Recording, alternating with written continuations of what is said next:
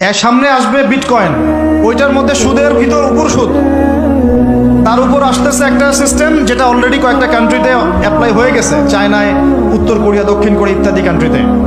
এটা হলো cashless society, মানে কোনো ক্যাশই থাকবে না সোসাইটির মধ্যে, ডিজিট থাকবে, এখানে ডিজিট। মানে আপনি বলতে পারবেন না যে আমার 1 লক্ষ টাকা আছে, যদি বলি 1 লক্ষ টাকা আছে, টাকাটা আমার হাতে দেন দেখি, আপনি হাতে দিতে পারবেন না, দেওয়ার মতো কিছু নাই। ওইটা আপনার ডিজিটে থাকবে, নাম্বারে, ফিগারে, 1 লাখ এটা ফিগার। ইতিহাসে এমন কোনো কারেন্সি আসে নাই যেটা ধরাও যায় না, ছোঁয়াও যায় না, পকেটেও রাখা যায় না। এটা আসতেছে সামনে। যারা বুঝে না এগুলা, আমরা আক্রমণাত্মক কথা বলতে চাচ্ছি না, আল্লাহ পাক তাদেরকে হেদায়েত দান করুন। যারা বুঝে না তারা মনে করতে পারে এগুলো হচ্ছে ভবিষ্যৎবাণী, আদতে এইগুলা বর্তমান বিশ্বে চলতেছে, আমাদের সে সম্পর্কে জ্ঞান নাই। আমরা অনেকেই ক্যাশলেস সোসাইটি প্রতিষ্ঠার চেষ্টা করতেছি, এটার মধ্যে যতটুকু কল্যাণ আছে না, তার চেয়ে বেশি অকল্যাণ আছে। যখন আমরা একটা জিনিস চালু হয়ে যায় তখন সবাই কিন্তু প্রতিবাদ করি না, যখন চালু হয়ে যায় তারপরে ওরা যখন ইসলাম বিরোধী এজেন্ডা বাস্তবায়ন করে তখন আমাদের টনক নড়ে। আর সুদের সাথে সম্পৃক্ত না হলেও তো আমাদের ঘুম হচ্ছে না। বাংলাদেশের 64,000 গ্রাম বাংলা বলি না আমরা, 64,000 গ্রাম বাংলায় একাধিক সুদী এনজিও আছে, সবাই সুদী কারবার করতেছে। আমাদের মা বোনরা ওখানে সমিতিতে নাম লিখাচ্ছে, আমরাও নাম লিখাইছি অনেকে। কিস্তি শোধ করতে হচ্ছে, জমি বন্ধক রাখো, বাছুর বন্ধক রাখো, গরু বন্ধক রাখো। শেষমেশ ধনীরা ধনী হচ্ছে, গরিবরা গরিব হচ্ছে। কারণ আল্লাহ পাক এই কিতাবের মধ্যেই বলেছেন, সূরা বাকারার শেষের দিকে আছে যে ইয়া আইয়ুহাল্লাযীনা আমানু, হে মুমিনগণ, ইত্তাকুল্লাহ, আল্লাহকে ভয় করো, ওয়া যারু মা বাকিয়া মিনার রিবা, সুদ ছেড়ে দাও, ইন কুনতুম মুমিনিন, যদি মুমিন হয়ে থাকো, ওয়া ইল্লাম তাফআলু, সুদ যদি না ছাড়ো, ফাআযানু বিহারবিন মিনাল্লাহি ওয়া রাসূলিহি, আল্লাহ এবং তার রাসূলের সাথে যুদ্ধের ঘোষণা শুনে রাখো। আয়াত বুঝলেন? আয়াতটা কি বুঝলেন? আল্লাহ পাক বলছেন যারা সুদ খায় বা সুদ না ছাড়ে এরা আল্লাহ এবং তার রাসূল মুহাম্মদ সাল্লাল্লাহু আলাইহি ওয়াসাল্লামের বিরুদ্ধে অস্ত্র নিয়ে দাঁড়ায় আছে। তো আপনার আমার কল্যাণ হবে না ভাই দুনিয়ায়? পরকালে কল্যাণ হবে না? আমরা হাউজে কাউসারের পানি তো পাবো ইনশাআল্লাহ, আমরা কবরের উত্তর তো দিতে পারবো ইনশাআল্লাহ।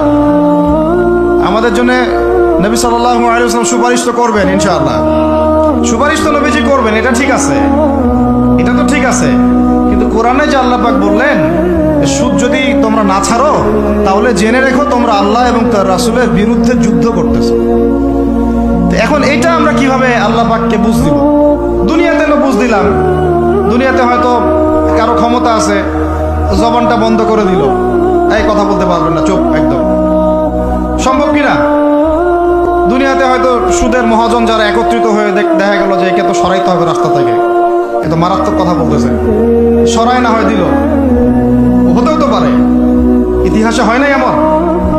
তারপরে কারো হয়তো দুনিয়াবি স্বার্থ আছে, বুঝাচ্ছে আমার বউ আছে, বাচ্চা আছে, চাকরি বাকরি কেমনে ছাড়ি ইত্যাদি।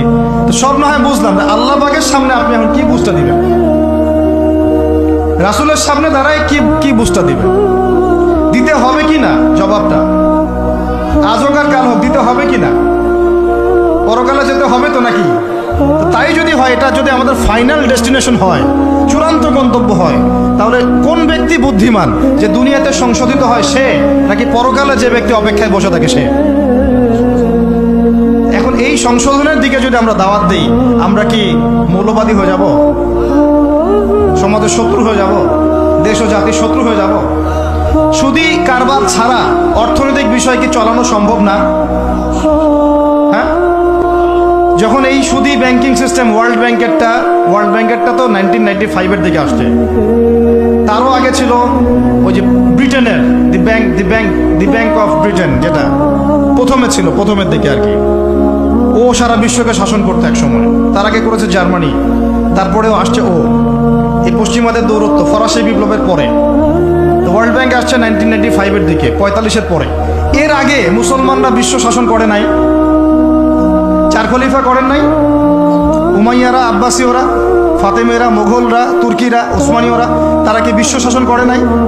তখন কি সুদ দিয়ে পুরো বিশ্বের অর্থনীতি পরিচালিত হয়েছে? বিকল্প কোনো ব্যবস্থা কি কোরআন এবং হাদিসে নাই? তো যেটা থাকে, আর আমরা যদি এটাকে পাশ কাটায় যাই, গিয়ে পশ্চিমাদের এই অর্থনীতি যদি আমরা গ্রহণ করি, সেভাবে জীবনযাপন করতে থাকি, তো আল্লাহর সামনে কি ভাই আমাদেরকে দাঁড়াতে হবে না? আল্লাহ পাক আমাদের সবাইকে যেন কথাগুলো মন দিয়ে বোঝার তৌফিক দান করে। এখন যদি পুরো সিস্টেমটা আমরা চেঞ্জ করতে না পারি, ওই ক্ষমতা আমাদের নাই মনে করেন, ব্যক্তি জীবন থেকে সুদ দূর করা যাবে না? আমাকে কি রাষ্ট্র প্রশাসন একদম সুদ না খাইলে অ্যারেস্ট করে নিয়ে যাবে? আমি যদি বলি আমি সুদ খাবো না, সুদ ভিত্তিক ব্যাংকিং সিস্টেমে আমি ডিলিংস করব না, অ্যাকাউন্ট থাকতে পারে আপনার, কিন্তু আপনি ডিলিংস করতেছেন না, ঠিক আছে? সুদের টাকা যদি আসেও ওটা আপনি ছেড়ে নিচ্ছেন না, এবং সুদি এনজিও কারবার এগুলোর সাথে আপনি যুক্ত হচ্ছেন না, তো আপনাকে কি অ্যারেস্ট করে নিয়ে যাওয়া হবে জেলখানায়? কেন খাচ্ছিস না বলেন, নিয়ে যাওয়া হবে? এখনো ওই রকম দুঃসাহস দেখানোর মতো লোক বাংলাদেশে আসে নাই যে আপনি সুদ না খাইলে আপনাকে জোর করে ধরে নিয়ে যাবে। আচ্ছা, এরকম কেউ কখনো করবে না তারা এই কাজটা, ইনশাআল্লাহ। আর যদি করে তাহলে তো আল্লাহর গজব নেমে আসবে। তো এখন তাহলে সুদ খাচ্ছে কে? আপনি আমি নিজেই। কে খাচ্ছে তাহলে? আমরা নিজেরাই খাচ্ছি। ভাই আমি খাচ্ছি, না হলে আপনি খাচ্ছেন, না হলে আপনার স্ত্রী খাচ্ছে, না হলে আপনার বাবা খাচ্ছে। অতএব সুদের মধ্য দিয়ে আমরা আল্লাহ এবং তার রাসূলের সাথে সরাসরি যুদ্ধ করতেছি। বদরের যুদ্ধে কি আবু জাহেলরা পরাজিত হয় নাই?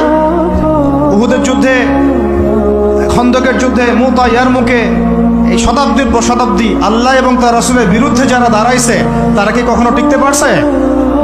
আজকে পশ্চিমারা সারা বিশ্বকে এভাবে সুদখোর বানিয়ে দিয়েছে, আর প্রত্যেকটা মুসলিম কান্ট্রি এর খপ্পরে পড়ে গেছে, বের হতে পারতেছে না। বের হওয়ার জন্য শুধু একটা জিনিস দরকার, একটা জিনিস, সেটা হচ্ছে আল্লাহ এবং তার রাসূলের প্রতি পরিপূর্ণ বিশ্বাস, ঈমান।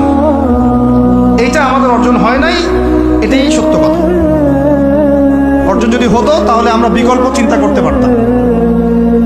যদি আফগানিস্তান আগামী 10 বছর এভাবেই অর্থনীতি চালাতে পারে, এখন তাদের যে অবস্থা, আগামী 10 বছর যদি আর নতুন করে যুদ্ধ বিগ্রহ না হয়, এবং তারা যদি এভাবেই আরো 10 বছর তাদের ডাবল কারেন্সির অর্থনীতি চালাতে পারে, সুদহীন, জাকাত ভিত্তিক, ইসলামিক,